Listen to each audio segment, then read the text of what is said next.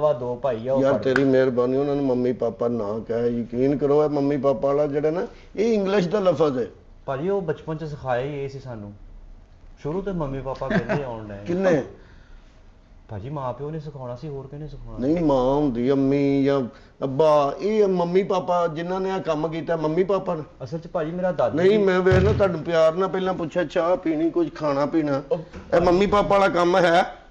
ਚਲੋ ਕੋਈ ਨਹੀਂ ਭਾਜੀ। ਕੋਈ ਯਾਰ ਕੋਈ ਗੱਲ ਨਾਲ ਲੈ ਕੇ ਆ, ਕੋਈ ਬੰਦਾ ਲੈ ਕੇ ਆ ਤੈਨੂੰ, ਜਿਹਨੂੰ ਇਹ ਨਹੀਂ ਪਤਾ ਕਿ ਕਿਵੇਂ ਗੱਲ ਕਰਨੀ। ਜਨਾਬ ਵੇਖੋ ਨਾ ਉਹ ਸ਼ਖਸੀਅਤ, ਐਸ ਮੂੰਹ ਚ ਮੰਮੀ ਪਾਪਾ ਨਿਕਲੇ ਤੇ ਮੈਂ ਜ਼ਬਾਨ ਨਾ ਖਿੱਚ ਰਿਹਾ।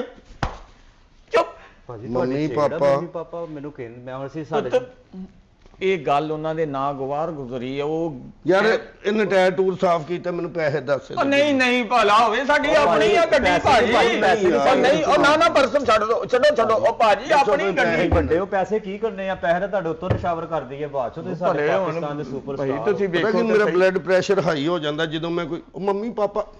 ਉਹ ਭਾਜੀ ਇੱਕ ਛੱਡ ਯਾਰ, ਕਿੰਨੇ ਦਿਨ ਗੱਡੀ ਸਾਫ਼ ਕੀਤੀ? ਉਹ ਭਾਜੀ ਨੇ ਰੋਜ਼ ਕਰਨੀ, ਸਦਾ ਕਰਨੀ ਤੁਹਾਡੀ ਗੱਡੀ। ਕੀ ਹੋ ਗਿਆ ਭਾਜੀ? ਮੈਂ ਕੋਈ ਪੈਸੇ ਨਹੀਂ ਕੱਢਣ ਲੱਗਾ, ਪਿਸਤੌਲ ਕੱਢਣ ਲੱਗਾ। ਮੰਮੀ ਪਾਪਾ ਵਾਲਾ ਕੰਮ ਹੀ ਮੁਕਾ ਦੇਣਾ ਮੈਂ। ਉਹ ਮੇਰਾ ਬੰਦਾ ਹੀ ਨਾ ਕਲੀਅਰ ਕਰ ਦਵੇਂ, ਤੈਨੂੰ ਤੇ ਫੜਨਾ ਵੀ ਕਿਸੇ ਨੇ ਨਹੀਂ ਭਾਜੀ। ਉਹਦੇ ਹਰ ਬੰਦੇ ਦਾ ਵਾਕਫ ਆ ਨਾ। ਮੇਰੇ ਦਾਦਾ ਜੀ, ਮੇਰੇ ਦਾਦੀ ਜੀ, ਉਹਨਾਂ ਨੂੰ ਅੰਮੀ, ਮੇਰੇ ਪਾਪਾ ਜਿਹੜੇ ਸੀ ਉਹਨਾਂ ਨੂੰ ਪਾਪਾ ਕਹਿੰਦੇ ਸੀ। ਉਹਨਾਂ ਨੂੰ ਦੇਖ ਕੇ ਫਿਰ ਮੈਂ ਵੀ ਪਾਪਾ ਤੇ ਮੰਮੀ ਕਹਿਣ ਲੱਗ ਪਿਆ। ਯਾਰ ਮੇਰੀ ਇਹ ਤੇਰੀ ਗੱਲ ਉਹਨੂੰ ਇਦਾਂ ਹੀ ਲੱਗਣ ਦਈ ਜਿੱਦਾਂ ਪਾਨ ਖਾ ਕੇ ਨਾ ਤੂੰ ਉਧਰ ਨੂੰ ਥੁੱਕਣ ਦੇ ਆ, ਇਦਾਂ ਲੱਗਣ ਦਈ ਉਹ ਗੱਲ।